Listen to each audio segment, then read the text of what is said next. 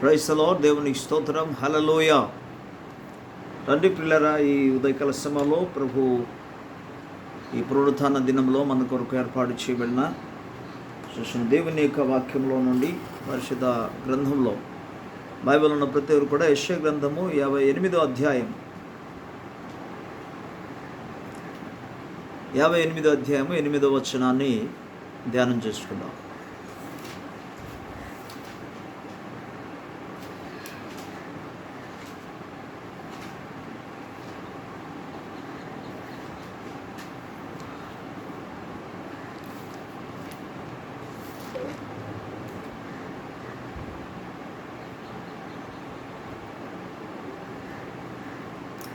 నిజానికి కనబడినప్పుడు మనకి వస్త్రములు కదా నాకు ఇష్టమైన ఉపవాసం అలాగే నేను చేసిన ఎడలా నీ వెలుగు వేసిన చిత్తము వివరించి వస్త్రముగా లభించి నీ నీతి నీ ముందుగా నడిచి యెహోవా మహిమ సైన్సు కావలికాయను.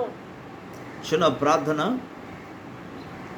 ప్రేమ కనికరము కలిగిన మా దేవా, నీ ఘనమైన గొప్ప నామమునకు కృతజ్ఞత స్తుతి స్తోత్రాలు వందనాలు చెల్లిస్తూ ఘనపరుస్తున్నాము. నమ్మదగిన మా దేవా, నీ ఘనమైన నామానికి స్తోత్రాలు. గత కాలమంతా మీ కృపలో మీరు భద్రపరిచిన ఆయన సజీవ రీతిలో మమ్మల్ని అందరినీ మీరు ఉంచారు, ఆదరించారు, బలపరిచారు నాయన. ఇంతవరకు మీరు కాపాడిన విధానాన్ని బట్టి నీకే మహిమ ఘనత ప్రభావాలు మేము చెల్లిస్తూ కీర్తిస్తున్నాము తండ్రి. పాటల ద్వారా ఆరాధన ద్వారా మీరు మహిమ పొంది ఉన్నారు. ఈ సమయంలో నీ దివ్య వాక్యమును మేము ధ్యానం చేయడానికి వెళుచుండగా మాతో మీరు మాట్లాడమని ప్రార్థిస్తున్నాం. వినచెవులు గ్రహించగలిగిన హృదయాలు నీ బిడ్డలందరికీ మీరు అనుగ్రహించండి, నడిపించండి, మహిమ మీరే పొందండి.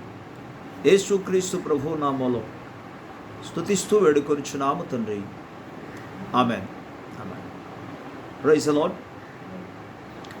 పిల్లరా, ఈ సమయంలో ఈ పునరుత్థాన దినమందు మరోసారి ప్రభు యేసుక్రీస్తు నామములో మీ అందరికీ నా యొక్క శుభములు తెలియజేస్తున్నాను. దేవుని సన్నిధిలో, దేవుని సముఖంలో ఇలాగున్న మనం కూడుకోవడానికి ప్రభు మనకు ఉన్నతమైన కృపనిచ్చినందుకు ప్రభు నామానికే మహిమ ఘనత ప్రభావము కలుగునుగాక. అదే సమయంలో పిల్లల ఈ సమయంలో త్రియేక దేవుని యొక్క ప్రేమ, సమాధానం, కృప మనందరికీ తోడై ఉండునుగాక.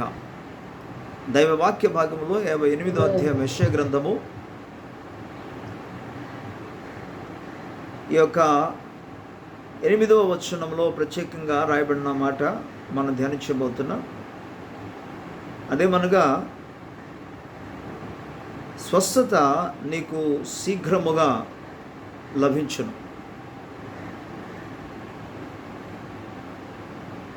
సాధారణంగా మానవ జీవితాల్లో ఆరోగ్యమును గురించి ఎంతగానో ఆలోచన కలిగి ఉంటాడు. ఆరోగ్యము కలిగి ఉండడానికి ప్రయత్నం చేస్తాడు.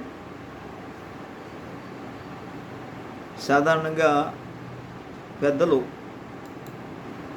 ఒక మాట చెప్పారు. క్రైస్తవులు అని కాదు, కానీ భూలోకంలో అనేక కాలము జీవిస్తూ బ్రతుకుచు దైవికంగా నీతి నిజాయితీ కలిగి జీవిస్తున్న వారిలో అనేక మంది అనుభవపూర్వకంగా తెలుసుకొని చెప్పిన మాట అదేంటంటే, ఆరోగ్యమే మహాభాగ్యం అని.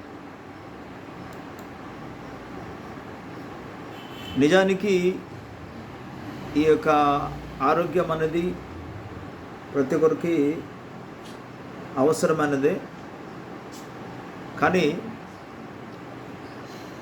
దైవవాక్యం మనకు ఏమని ఘోషిస్తున్నదో అందులో నుండి కొద్ది మాటలు మనం ధ్యానం చేసుకుందాం. ప్రభు వాక్యంలో ఆధారంగా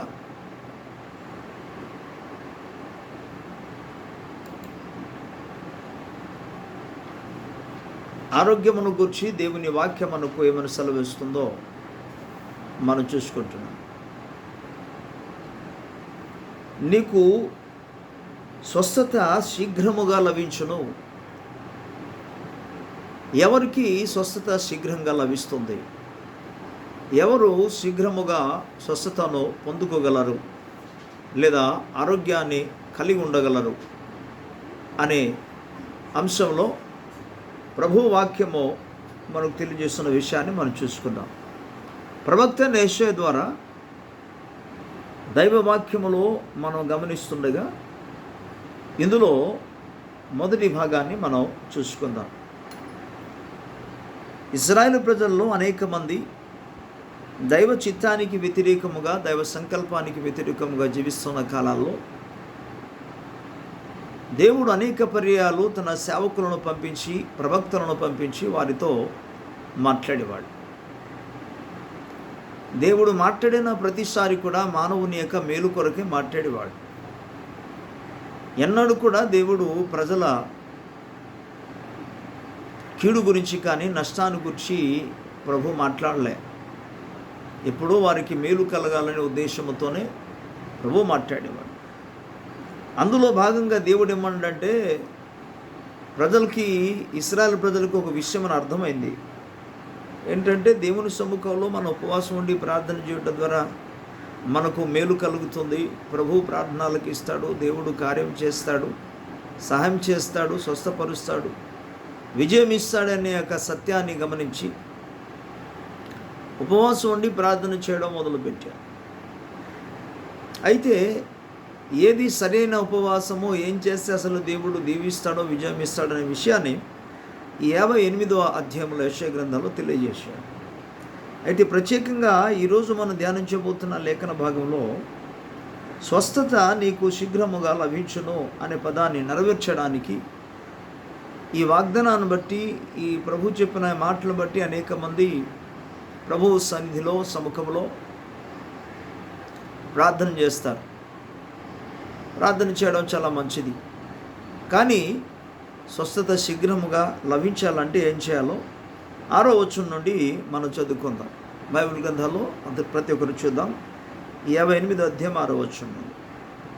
దుర్మార్గులు కట్టిన కట్లను విప్పుటయు, కాడి మాను మ్రోకులు తీయుటయు, బాధింపబడిన వారిని విడిపించుటయు, ప్రతి కాడిని విరగొట్టుటయు నేను ఏర్పరచుకున్న ఉపవాసము కాదా అన్నాడు. 2వ భాగంలో 7వ వచనం, నీ ఆహారము ఆకలిగొనిన వారికి పెట్టుటయు, నీ రక్త సంబంధికి ముఖము తప్పింపకుండుటయు, దిక్కు మాలిన బీదలను నీ ఇంట చేర్చుకుంటయు, వస్త్రహీనుడు నీకు కనబడినప్పుడు వానికి వస్త్రము లిచ్చుటయు, ఇదే కదా నాకు ఇష్టమైన ఉపవాసము అని పదవాడు. 6-7 వచన ప్రకారంగా చూస్తుంటే మనకు ఉపవాసన గురించి కదా మాట్లాడారన్నట్టుగా కనబడుతుంది. కానీ నిజానికి దైవ వాక్యం మనకేం చెప్తుందంటే, ఈ యొక్క ఉపవాసము దైవికమైన స్వస్థతకు లింకప్ చేయబడింది. ఈ ఉపవాసము దైవికమైన ఆరోగ్యానికి, శీఘ్రముగా స్వస్థత కలగడానికి అది లింక్ చేయబడింది. అందుకు ఈ స్థలాల్లో మీరు గమనించండి. మొదటి విషయం చెప్పాడు, దుర్మార్గులు కట్టిన కట్లను విప్పడం. దుర్మార్గులు దేని చేత కడతారు?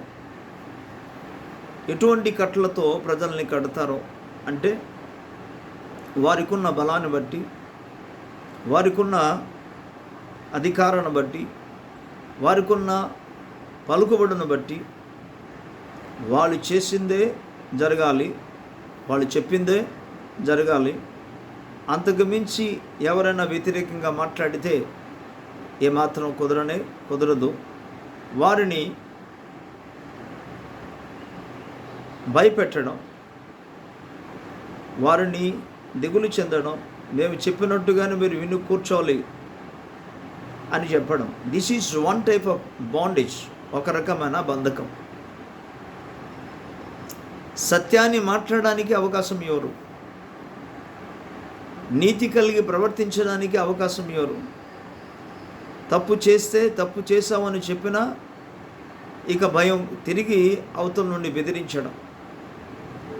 ఇటువంటి కట్లలో అనేక మంది బంధించబడి ఉన్నారు. ఇక్కడ ప్రభు వాక్యం ఏమంటుందంటే, దుర్మార్గులు కట్టిన ఈ కట్లన్నీ కూడా విప్పబడాలి. ఇప్పాలి అంటే సత్యాన్ని బోధించాలని అర్థం, న్యాయం పక్షమున మాట్లాడాలని అర్థం, న్యాయాన్ని అనుసరించి నడుచుకోవాలని అర్థం. ఇక రెండో భాగాలు చూస్తే, కాడి మాను మోకులు తీయుట. శత్రువు అనేక మంది జీవితాలలో తన కాడి ప్రజల మీద మోపి ఆ భారంతో, బాధతో అనేక మంది, అంతవరకు ఎందుకు, సామాన్యంగా మనం ఆలోచన చేస్తే ఐహిక విచారము అనే ఒక విచారాన్ని అనేక మంది జీవితాల్లో శత్రువు తీసుకొచ్చి భారంగా పెట్టాడు. చాలామంది జీవితంలో భారం ఏంటంటే, సింపుల్గా యేసు ప్రభు చెప్పినట్టుగా ఎలా బ్రతకాలి అనే ఒక భారం ప్రతి ఒక్కరికి ఉంటుంది. ఏదైనా శుభకార్యాలు జరిగినప్పుడు, మంచి సందర్భాలు వచ్చినప్పుడు అది ఎలాగ నెరవేర్చాలి, దాన్ని నెరవేర్చడానికి ఏం చేయాలి, ఎక్కడి నుండి తీసుకురావాలి, ఇవన్నీ కూడా ఒక రకమైన భారం. నాకు తెలిసిన ఒక సహోదరి చిన్న వయసులోనే తన కుమార్తెను పెళ్లి చేసింది. మేబీ ఆ పాపకి 15 సంవత్సరం ఉండవచ్చు. నేను తనతో చెప్పాను, అమ్మా చిన్న వయసులో ఎందుకమ్మా అంత తొందర, ఇప్పుడు చేయకపోతే నష్టం ఏంటి, వయసు ఉంది కదా, ఎదిగిన తర్వాత మీరు పెళ్లి చేయడం మంచిది అని చిన్న సలహా ఇచ్చాను. కానీ తాను నాతో చెప్పిన మాట ఏంటంటే, పాస్టర్ గారు పెళ్ళి ఒకటి చేస్తే నా భారం అంతా పోతుంది, అందరిది పెళ్ళి అయిపోయింది, చిన్న పాప ఒకరితో ఉంది కాబట్టి ఆ పెళ్ళి చేస్తే నా పని ఒకటి ముగిస్తుంది. అంటే మరో విధంగా చెప్పాలంటే, ఈ పెళ్ళి చేయడం అనేది ఒక భారంగా తాను ఎంచుతుంది. సాధారణంగా పెళ్లి చేయడం అనేది భారం అన్నమాట వాస్తవమే, కాదంటాం లేదు. కానీ దానికి ఒక పరిమితి అనేది ఉంది. పరిమితి దాటి వెళ్ళకూడదు. ఇక సామాన్యంగా చెప్పాలంటే పిల్లల స్టడీ విషయంలో కూడా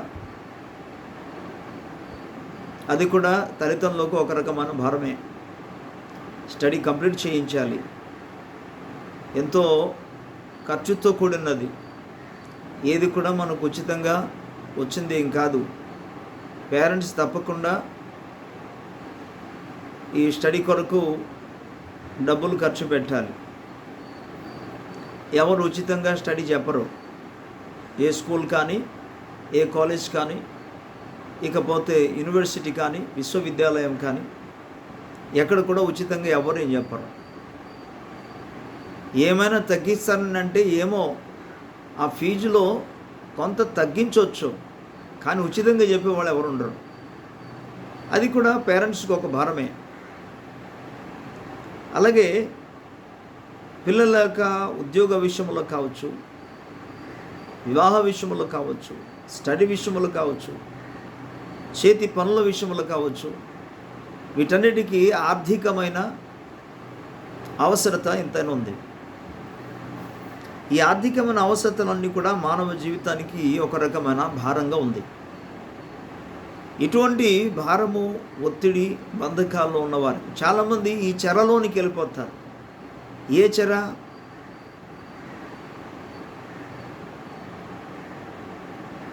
పిల్లల గురించి కానీ, కుటుంబ వ్యవస్థను గురించి కానీ, కుటుంబాన్ని నడిపించే విషయంలో కానీ, ఆర్థికమైన అవసరతలు ఉన్నది కాబట్టి వాటి కొరకు ప్రయాసపడడం అనేది ఏదోలాగా చేయాలి అని అనుకోవడం అనేది, ఇవన్నీ కూడా అవసరం అన్నదే. కానీ అనేక మంది ఈ యొక్క భారంలోనికి పూర్తిగా వెళ్ళిపోతారు. కానీ లేఖనం మనకేం చెప్తుందంటే,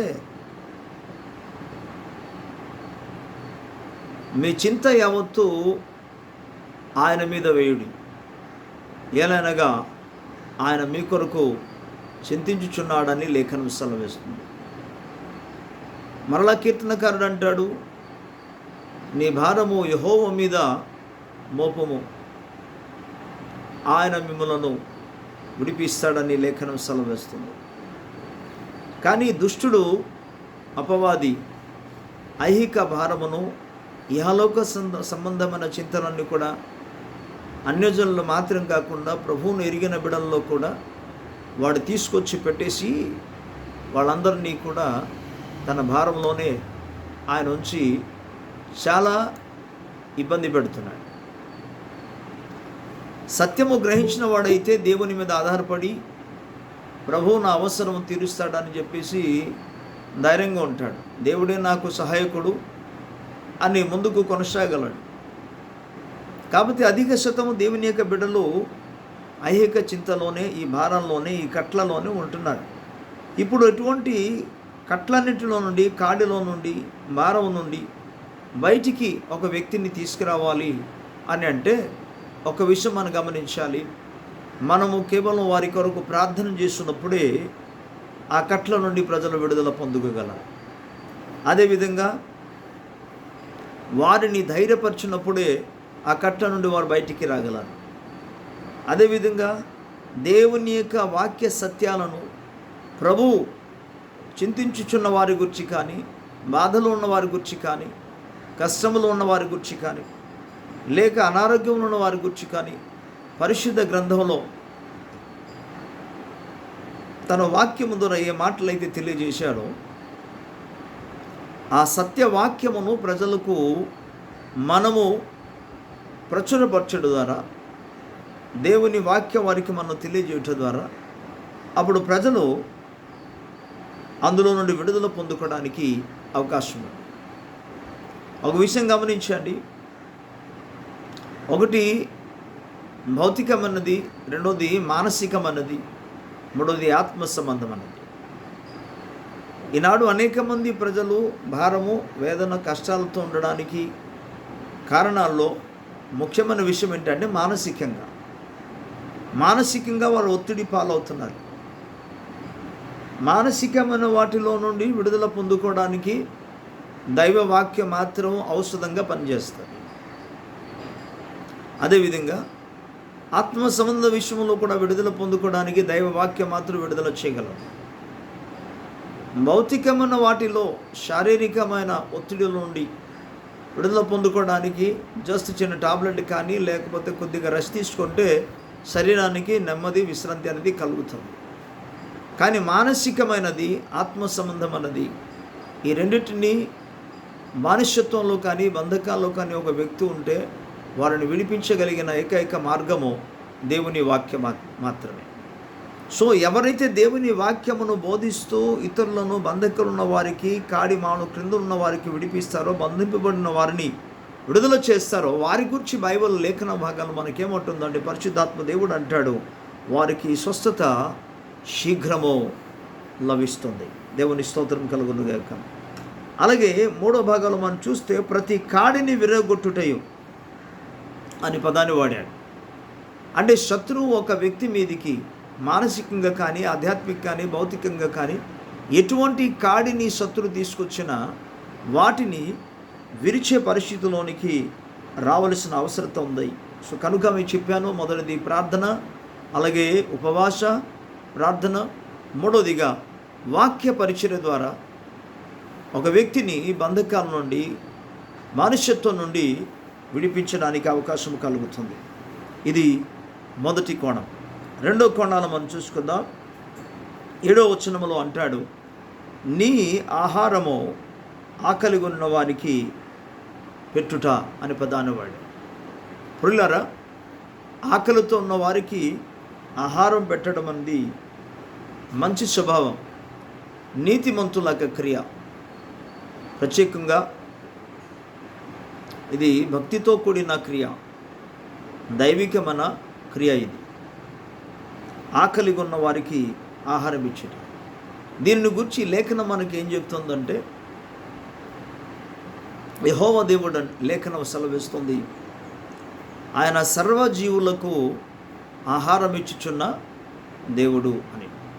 సర్వజీవులకు ఆహారం ఇస్తాడు ఆయన. మనుషులే కానీ, భూజంతువులే కానీ, ఆకాశ వృక్షులే కానీ, జలచల ప్రాణులు కానీ, అన్నిటినీ కూడా యెహోవా దేవుడు ఆహారం ఇస్తున్నవాడు. తన బిడ్డలుగా మనము కూడా ఆకలి కొనిన వారికి ఆహారం పెట్టడం అనేది మన యొక్క ధర్మం.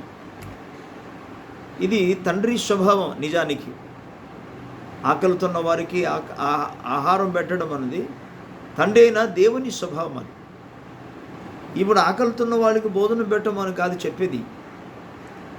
నీ దగ్గర కలిగి ఉంటే పెడతావు, లేకపోతే లేదు, అది పక్కన పెట్టండి. కానీ మెయిన్ పాయింట్ ఏంటంటే, నీ జీవితంలో స్వస్థత శీఘ్రముగా లభించాలి అన్నప్పుడు ఈ క్రియలు చేయవలసిన అవసరత ఉంది. ఆకలితో ఉన్న వారికి ఆహారం తీర్చడం అని సాధారణంగా అది ఎవరు అనేది కాదు ముఖ్యమని. ఆకలి అనే ఒక వ్యక్తి అన్నప్పుడు వారికి సహాయం చేయడం, వారికి భోజనాలు పెట్టడం నీకు ఆశీర్వాదకరం. గమనించండి.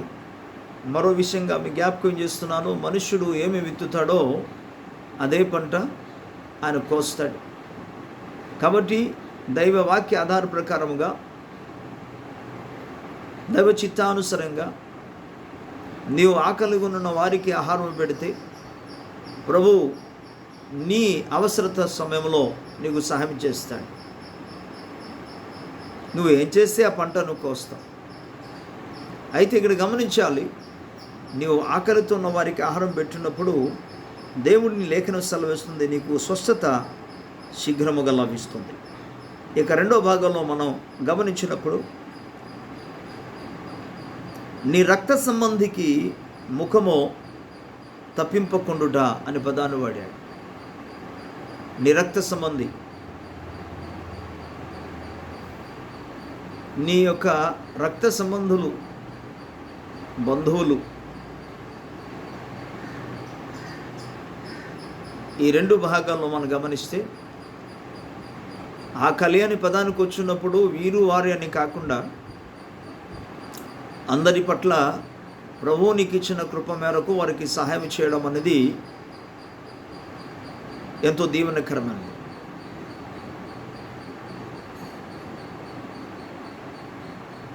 బీదలకు సహాయం చేయడం అట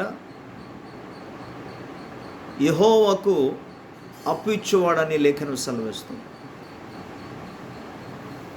సో అటువంటి సందర్భాల్లో ఆకలితో ఉన్న వాళ్ళందరికీ కూడా పెట్టాలి అని చెప్తున్నప్పుడు, మన రక్త సంబంధి దగ్గరికి వచ్చినప్పటికీ వారికి మనం ఎంతగా మనం పెట్టాలో ఈ విధంగా లేఖనం మనం సెలవిస్తాం. అందుకే వారి కష్టాల్లో కానీ, వారి యొక్క బాధల్లో కానీ, రక్త సంబంధి ఇబ్బందులు ఉన్నప్పుడు, కష్టంలో ఉన్నప్పుడు నీ ముఖం ఎన్నడూ కూడా నీవు తప్పిపోకూడదు, తప్పించకూడదు, దాక్కూడదు. వారి బాధలను కానీ, వారి కష్టాలను కానీ తేలికగా తీసి పారేయకూడదు. ప్రత్యేకముగా నేను మాట్లాడుతుంది అప్పుల గురించి కాదు, ఆహార పానీయ విషయం. మెయిన్ దేవుని వాక్యం కూడా అదే సెలవిస్తుంది. ఆహార పానీయం విషయంలో మీ రక్త సంబంధులు ఇబ్బందిగా ఉన్నప్పుడు వారికి ఎన్నడూ కూడా నీ ముఖం దాయకూడదు అనే సత్యాన్ని గమనించాలి. ఇక్కడ తేడా రాకూడదు. ఆపడానికి వెళితే అది చాలా ప్రమాదం. అసలు ఎవరికి ప్రమాదం? వాళ్ళకి మనం సాయం చేయకూడదు, వాళ్ళ ఆకలితో చస్తే చావని అని అన్నారు అనుకోండి. ఆ మాట నీకు చెప్తే అదే కానీ నీ జీవితాల్లో వర్తిస్తే అప్పుడు నీ పరిస్థితి ఏంటి?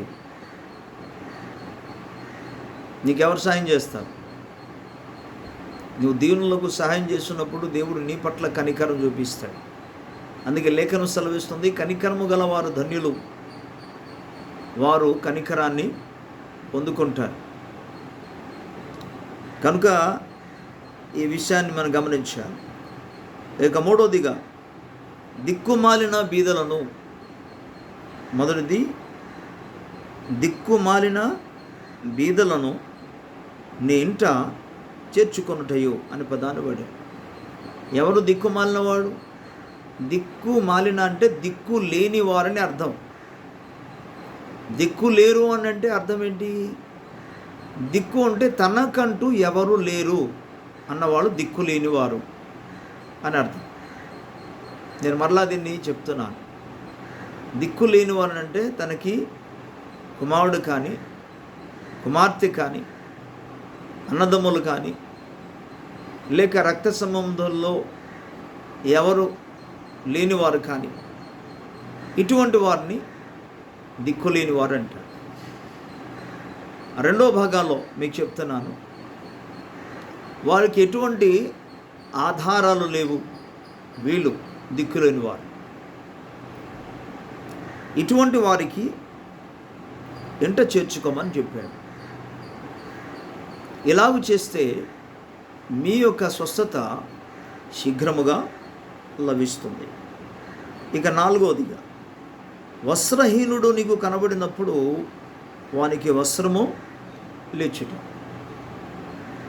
వస్త్రహీనుడుగా ఉంటే ఎవరైనా వారిని కనికరించి వస్త్రాలు ఇవ్వడం మనకు ఆశీర్వాదకరం. ఈ రెండు విషయాల గురించి మీకు కొద్దిగా జ్ఞాపకం చేయాలి. మొదటిది ఆహారము, రెండోది వస్త్రం.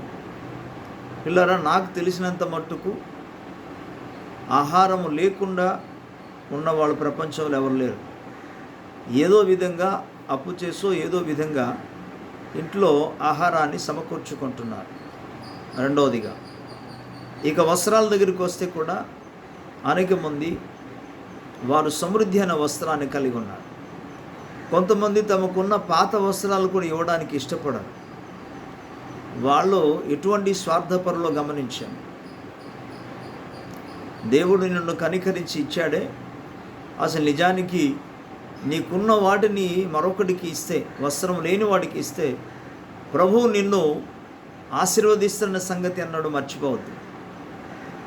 ఈ సత్యమే గమనించకుండా అనేక మంది ఉన్నది అలాగూ ఏమనొచ్చు కుప్పలు కుప్పలుగా ఉంచుకొని ఆ తర్వాత అది పూర్తిగా చిరిగిపోయే వరకు అలాగ ఉంచేసి పాడు చేసేస్తారు తప్ప మరొకడికి లేని వాడికి ఇచ్చి వారు పొందుకున్న వాటిని బట్టి ఆనందించడం ఎంత గొప్ప భాగ్యమో చాలామంది గమనించారు.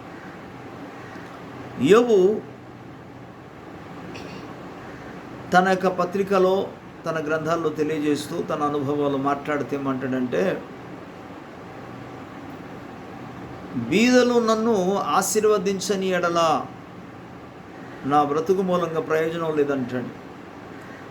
బీదలు నన్ను ఆశీర్వదించని ఎడలా అని పదవాడు. బీదలు ఎలాగ ఆశీర్వదిస్తాడు? గొప్పలు కదా ఆశీర్వదించాలి, కానీ బీదలు ఆశీర్వదించడం ఏంటి? బీదలు ఆశీర్వదించడం అనగా ఒక బీదవాడిని నువ్వు సహాయం చేస్తున్నప్పుడు ఆయన ఒక ఆశీర్వచనాన్ని పలుకుతాడు. బాబు, నా ఆపదల్లో నాకు సహాయం చేశావు, నా కష్టాల్లోనూ నాకు సహాయం చేశావు, ప్రభు నేను దీవించునుగాక, ప్రభువే నీ బిడ్డలను నాకు దీవించాలయ్యా, నీ కుటుంబాన్ని దీవించాలయ్యా అని వాడొక దీవెన వచనాన్ని పలుకుతాడు. ఆ విధంగా అందుకే యోబు అంటాడు, బీదలు నన్ను ఆశీర్వదించని ఎడలా అనే పదం అందుకో వాడాడు. ఆ పదానికి అర్థం యోబు జీవితంలో ఏమని సాక్ష్యం ఇస్తాడంటే, తనకి యోబు అనేక మందికి ఆహారాన్ని పెట్టాడు, అనేక మంది జీవితాల్లో ఆయన ఆశీర్వదించాడు, అనేక మంది తన చేత మేలు అనుభవించి వారు యోబును మనస్ఫూర్తిగా దీవించాడు. కనుక మీరు గమనించండి, యోబు జీవితంలో ఆయన పరీక్షింపబడ్డాడే కానీ నిజానికి అనారోగ్య పాలవలే. సాతానుడు దేవునితో ఛాలెంజ్ చేసినందుకు దేవుడు సాతానుతో ఛాలెంజ్ చేసుకొని అవకాశం ఇచ్చాడు తప్ప నిజానికి యోబు ఆరోగ్యవంతుడు. ఏది ఏమైనా యోబు జీవితంలో దైవికమైన స్వస్థత, దైవికమైన ఆశీర్వాదాలు పొందుకున్నట్టుగా మనం గమనిస్తున్నాం.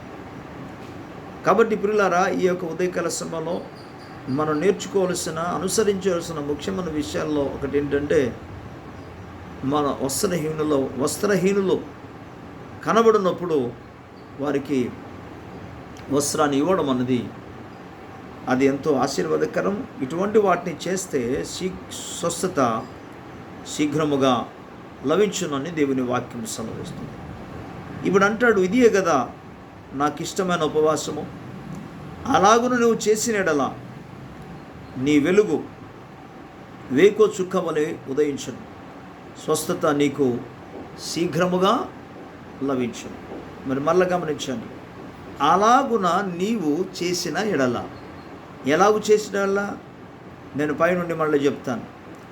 దుర్మార్గులు కట్టిన కట్లను విప్పట, కాడి మాను మోకులను తీయుట, బంధింపబడిన వారిని విడిపించుట, ప్రతి కాడిని విరుగొట్టుట, అలాగే ఆహారము ఆకలిగొన్న వానికి పెట్టుట, రక్త సంబంధులను నుండి నీ యొక్క ముఖం తప్పించకుండా ఉండాలి, దిక్కు మాలిన బీదలను చేర్చుకోవాలి, వస్త్రహీనులకు కనబడితే వారికి వస్త్రాన్ని ఇచ్చుట.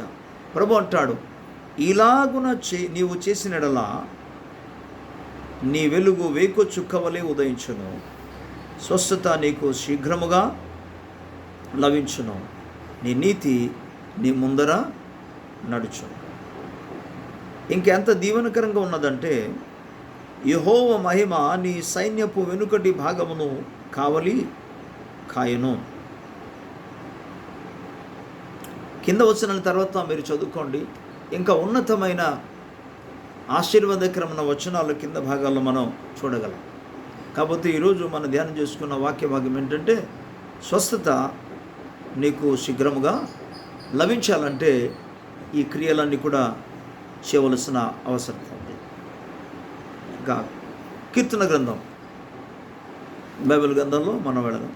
కీర్తన గ్రంథం 41వ కీర్తన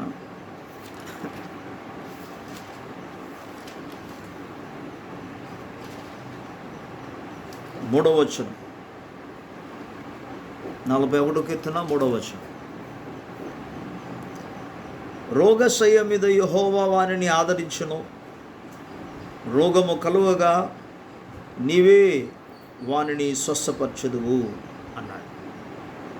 ఒక వ్యక్తి రోగశయ్య మీద అంటే పడక, రోగముతో లేదా అనారోగ్యముతో పడక మీద ఉన్నప్పుడు దేవుడే ఒక వ్యక్తిని ఆదరిస్తాడట. ఆ వ్యక్తిని ఆదరిస్తాడు. రెండవదిగా, రోగము కలుగగా నీవే వానిని స్వస్థపరచెదవు అన్నాడు. రోగములో పడకలో ఉన్నప్పుడు ప్రభు ఆదరిస్తాడు, రోగము కలిగినప్పుడు ప్రభు స్వస్థపరుస్తాడు. దేవుని స్తోత్రం కలుగునుగాక. అయితే ఎవరికి? మొదటి 2 వచనాలు.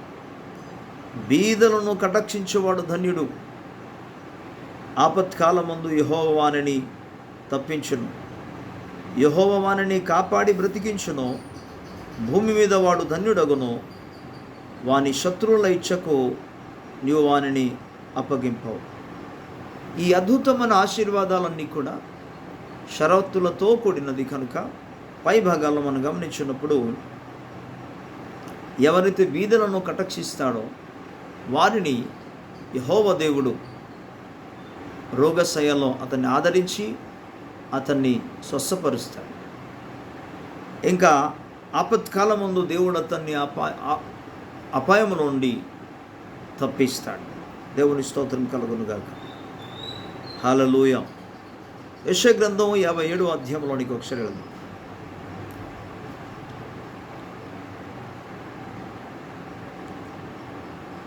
యెషయా గ్రంథం 57వ అధ్యాయం 18-19 వచనం. నేను వారి ప్రవర్తనను చూచి తిని వారిని స్వస్థపరచుదును, వారిని నడిపింతును, వారిలో దుఃఖించే వారిని ఓదార్చుదును, వారిలో కృతజ్ఞత బుద్ధి పుట్టించుచు దూరస్తులకును సమీపస్తులకును సమాధానమని చెప్పి నేనే వారిని స్వస్థపరిచెదనని యెహోవా సెలవిచ్చుచున్నాడు. దేవునికి స్తోత్రం కలుగునుగాక. హల్లెలూయా. ప్రియమైన దేవుని బిడ్డలారా, యెషయా గ్రంథం 57వ అధ్యాయంలో 18-19 వచనాల ప్రకారంగా మనం గమనించినప్పుడు, ఎవరైతే దేవుని సముఖంలో తన్ను తాను నీతిమంతునిగా జీవిస్తాడో, ఎవరైతే దేవుని సముఖంలో తన్ను తాను తగ్గించుకుంటాడు, ఎవరైతే దేవుని సముఖంలో భయము భక్తి కలిగి జీవిస్తాడు, దేవుని సముఖంలో ఎవరైతే వినయము కలిగి జీవిస్తాడో, నలిగిన మనస్సు కలిగి, మన 15వ వచనం నుండి ఈ వాక్య భాగాన్ని మనం చూస్తాం, జీవిస్తారు, దీన మనస్సు వినయము కలిగి బ్రతుకుతారు, దేవుడు వారి పట్ల కనికరము చూపించి, దయ చూపించి, కటాక్షములు చూపించి, ఒకవేళ ఇటువంటి తప్పిదాలు చేసినా క్షమించి వారిని స్వస్థపరుస్తాడు. అందుకే మరలా 18 వచనం చదువుతూ మీకు తెలియజేస్తున్నాను. 17 వచనం కూడా నేను చదువుతాను. వారి లోభం వలన కలిగిన దోషమును బట్టి నేను ఆగ్రహపడి వారిని కొట్టి తిని, నేను నా ముఖము మరుగు చేసుకొని కోపించి తిని, వారు తిరుగబడి తమకిష్టమైన మార్గమును నడుచూ వచ్చింది. ఇక్కడ ఇశ్రాయేలు ప్రజల యొక్క ప్రవర్తన మనకు కనబడుతుంది. అతి భయంకరముగా, ఘోరంగా కనబడుతుంది. ఇటువంటి సందర్భాల్లో ఎవరైతే తమ ఇష్టమైన మార్గాన్ని మార్చుకొని, మనస్సును మార్చుకొని దేవుని వైపు తిరుగుతారో వారి గురించి ప్రభు వాక్యం చెప్తుంది, వారిని స్వస్థపరచుదును, వారిని నడిపింతును, వారిలో దుఃఖించు వారిని ఓదార్చుదును, వారిలో కృతజ్ఞత బుద్ధి పుట్టించుదును, దూరస్తులకును సమీపస్తులకును సమాధానమని చెప్పి నేనే వారిని స్వస్థపరచుదనని యెహోవా సెలవిచ్చుచున్నాడు. పిల్లారా, దేవుని ఎదుట మనము భక్తి కలిగి జీవించవలసిన బద్ధులమే ఉన్నాం. ఎవరైతే ప్రభు సముఖంలో భక్తితో జీవిస్తారో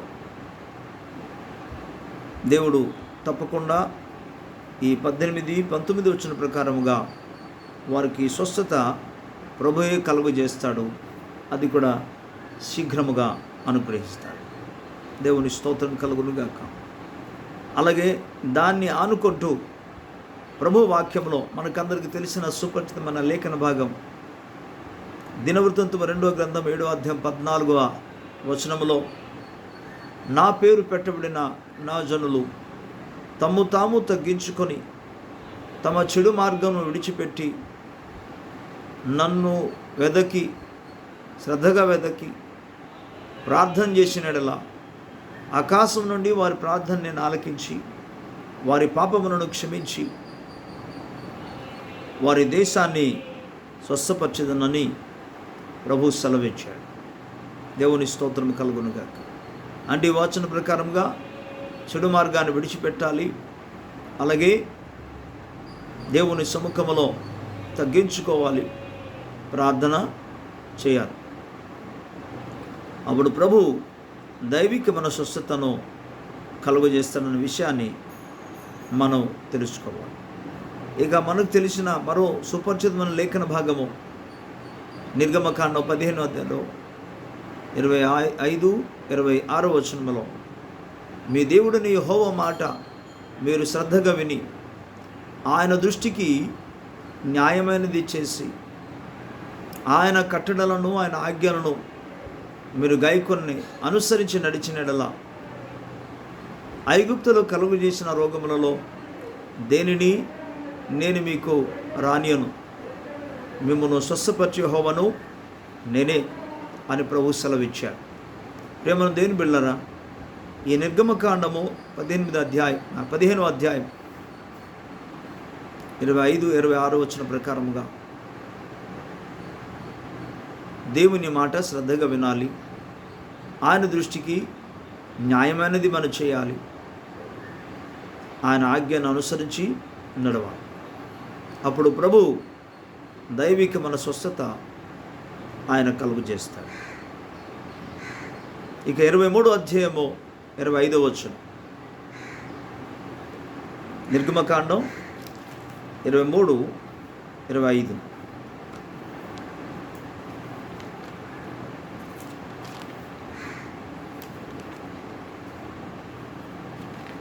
ఇందులో దేవుని వాక్యం మనకేం చెప్తుందంటే, నీ దేవుడిని యెహోవానే సేవింపవలెను, అప్పుడు ఆయన నీ ఆహారమును నీ పానమును దీవించును, నేను నీ మధ్య నుండి రోగము తొలగించేదను అని ప్రధాని వాడి.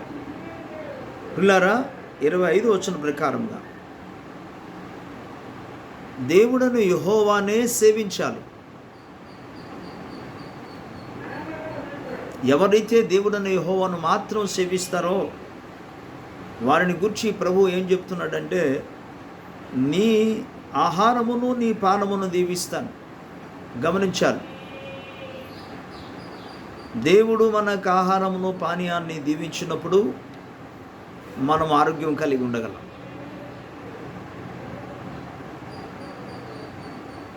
నేటి రోజుల్లో మనిషికి బాగలేదు అన్న వెంటనే ఆహారంలో మార్పు, పానీయాల్లో మార్పు, వేడి నీళ్ళే మనం ఉపయోగించాలి. వైద్యులు చెప్తున్న మాటలు ఇవి, పెద్దలు కూడా వారి అనుభవంతో చెప్పిన మాటలు ఇవి. మంచిది, కానీ దేవుని వాక్యం మనకేం చెప్తుందంటే, మనము మన దేవుడిని యెహోవాను మాత్రము సేవిస్తే దేవుడు మన ఆహారాన్ని దీవిస్తాడు, మన యొక్క పానీయాన్ని దీవిస్తాడు. అంటే దేవుడు ఆహారాన్ని పానీయాన్ని దీవించినప్పుడు ఆ దీవించబడిన ఆహారము కానీ పానీయాన్ని మనం పుచ్చుకుంటే వాటి మూలంగా మనకు ఆరోగ్యం మాత్రం వస్తుంది, స్వస్థత. సందేహం లేకుండా వ్యాక్సిన్స్ అంటే టీకాలు వేసుకోవడం మంచిదే, నేను కాదంటోలే. టీకాలు ప్రతి ఒక్కరు వేసుకోండి, కానీ టీకాలు అనేది ఎందుకు? ప్రివెంటివ్ మెడిసిన్ అన్నమాట ఇది. అంటే భవిష్యత్తులో ఎటువంటి అనారోగ్యము కానీ లేకపోతే వైరస్ కానీ బాడీకి రాకున్నట్లుగా ముందుగా వేసుకున్న వాటి ఇంజెక్షన్ని టీకా అని పదాన్ని వాడారు.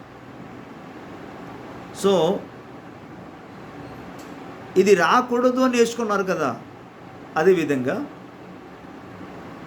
దేవుడు కానీ మన అన్నపానాన్ని ఆయన ఆశీర్వదిస్తే అనారోగ్యము రాకుండా అది కాపాడుతుంది, యెహోవా ఆశీర్వదిస్తే.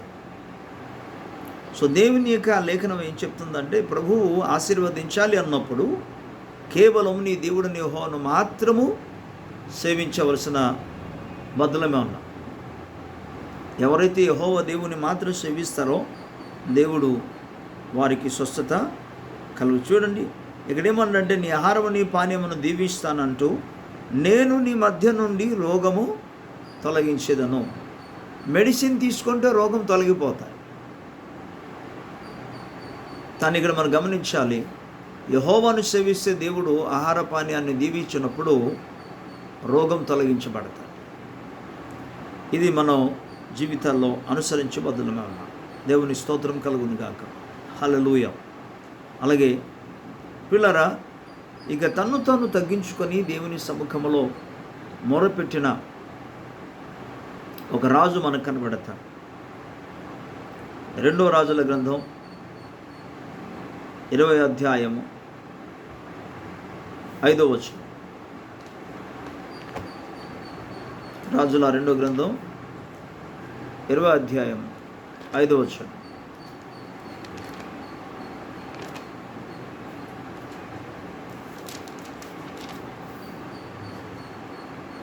నీవు తిరిగి నా ప్రజలకు అధిపతి అయిన అతనితో ఇట్లనము, నీ పుట్టుకుడైన భక్తి దేవుడకు యెహోవా నీకు సెలవిస్తున్నాను, అన్యులు విడిచిపెట్టి నీ ప్రార్థనను స్వీకరిస్తున్నాను. నేను నిన్ను బాగుపరుచుకొను. 3వ దినమున నీవు యెహోవా మందిరమునకు వెళ్ళిపోదువు. 5వ వచనములో, నీవు తిరిగి నా ప్రజలకు అధిపతి అనే హిజ్కియా వద్దకు పోయి అతనితో ఇట్లనము, నీ పితరుడైన దావీదునకు దేవుడగు యెహోవా నీకు సెలవిచ్చినదేమనగా, నీవు కన్నీళ్లు విడుచుట చూచి తిని నీ ప్రార్థనని అంగీకరించినాను. నేను నిన్ను బాగు చేసేదను.